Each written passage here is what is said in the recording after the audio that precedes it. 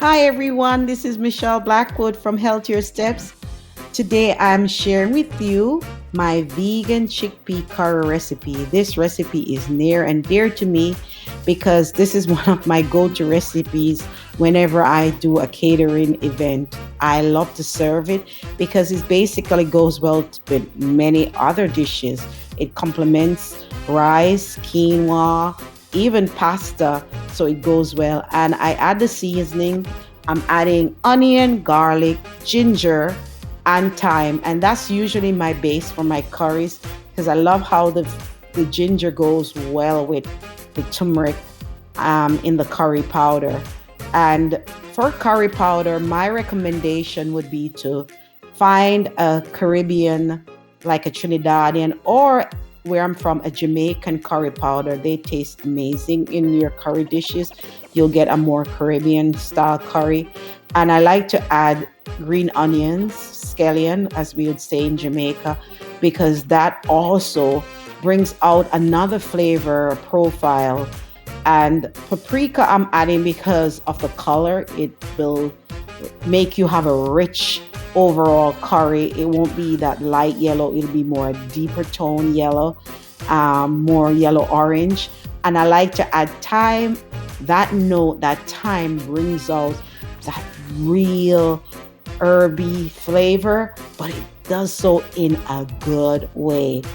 And also, another ingredient that I love to add is my tomato because it brings in an acidity to your recipe, but I'll balance it out by adding carrots, which will be sweet, and they go very well together. And the tomato adds extra color, extra depth, extra body to the sauce.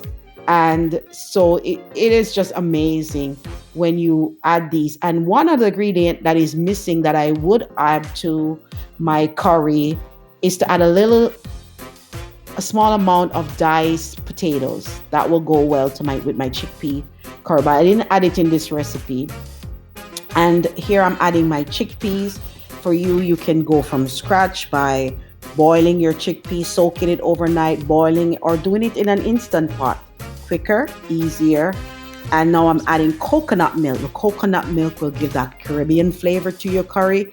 It will also help to make a creamy texture to your final dish. It'll be creamy, it will be flavorful. And I add salt. I like to use, you can use either sea salt or like Himalayan pink salt like I use because that add extra minerals to your dish. The cayenne pepper I'm using, traditionally I would use Scotch bonnet pepper, but I know a lot of people, you don't have Scotch bonnet pepper. So cayenne pepper, some people like habanero pepper. And one other secret ingredient, as you saw, I added was allspice. That brings a nice note to your overall curry. You gotta try it. I'm just not just saying it, but those are optional ingredients. It's up to you if you add them or not, but they really taste good. They bring your curry to the next level. You're gonna let it cook and you're gonna remember what you're gonna do when it's finished cooking or towards the end. You're gonna mash some of those chickpeas with the back of your spoon and you're gonna just mash them out and it'll add a thickness to your curry dish. So look at that curry. It looks so good. It tastes amazing and it's perfect to serve like I'm serving here with quinoa.